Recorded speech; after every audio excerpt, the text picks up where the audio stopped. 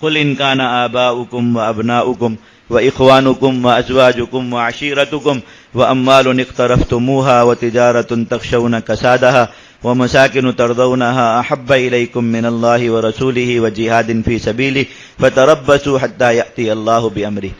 یہ سورہ توبہ کی وہ آیت ہے،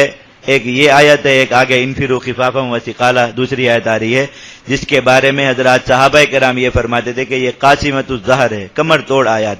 کہ انہوں نے کسی شخص کے لیے بھی جہاد سے پیچھے رہنے کا کوئی بہانہ باقی نہیں رکھا۔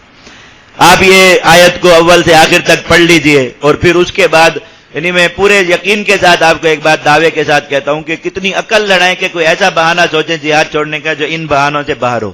تو نہیں مل سکے گا۔ آپ کا نفس ایجاد ہی نہیں کر سکے گا، اس کو عاجز ہو جائے گا۔ اور اللہ تعالیٰ نے ان سارے بہانوں کو ذکر کر کے یہ فرمایا کہ اگر یہ تمہیں جہاد سے روک دیں فتربصوا حتی یأتی اللہ بامرہ، تو اللہ کی رحمت کے نہیں، اللہ کے عذاب کا ہی انتظار کیا کرو۔ تو وہ فرماتے تھے کہ یہ ایسی آیت آ گئی جس نے کمر توڑ دی کہ اب کسی شخص کے لیے کوئی بہانہ باقی، لیکن مسلمان نہ اس آیت کو کبھی پڑھے گا نہ اس آیت پر کبھی غور کرے گا۔ اگر پڑھ لے گا غور کر لے گا تو یہی کہہ دے گا آخر میں کہ اس میں جو جہاد لکھا ہوا ہے اس جہاد کا مطلب قتال نہیں ہوتا، یا اس جہاد کا وقت نہیں آیا، یا اس جہاد کی شرائط پوری نہیں ہے۔ مسلمان کے پاس بہانے کرنے والے کے پاس تو بہت بہانے موجود، لیکن اگر کوئی آدمی اللہ اور اس کے رسول کو مانتا ہو، قرآن مجید کو مانتا ہو اور عمل کی نیت سے اس کو پڑھے، تو ان دو آیات کے بعد فرماتے کہ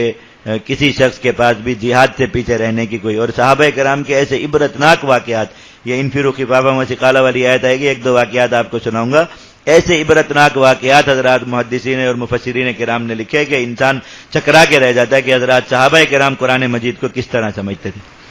قل ان کان آباؤکم، ان لوگوں سے کہہ دیجئے اگر تمہارے والد، و ابناؤکم تمہارے بیٹے تمہاری اولادیں، و اخوانکم تمہارے بھائی، و ازواجکم تمہاری بیویاں، و عشیرتکم تمہارے خاندان، و اموال اقترفتموها تمہارے وہ اموال جو تم نے کما کر جمع کر کے رکھیں، و تجارت تخشون کسادها اور تمہاری وہ تجارت جس کے نقصان کا تمہیں اندیشہ ہوتا ہے جہاد میں جانے سے کہ ہم جہاد میں چلے جائیں گے تو ہماری تجارت ضائع ہو جائے گی، ومساکن ترضونها اور تمہارے وہ گھر جن میں رہنا تمہیں اچھا لگتا ہے، احب الیکم من اللہ ورسولہ وجہاد فی سبیلہ تمہارے نزدیک پسندیدہ ہو جائیں اللہ سے، اللہ کے رسول سے اور اللہ کی راہ میں جہاد کرنے سے، فتربصوا حتی یأتی اللہ بامرہ تو انتظار کرو یہاں تک کہ اللہ اپنا حکم بھیجے، یعنی اللہ اپنا عذاب تم پر نازل کرے۔ اور وہ عذاب کیا ہے پیچھے سورۃ الانفال میں آپ نے پڑھ لیا، واتقوا فتنۃ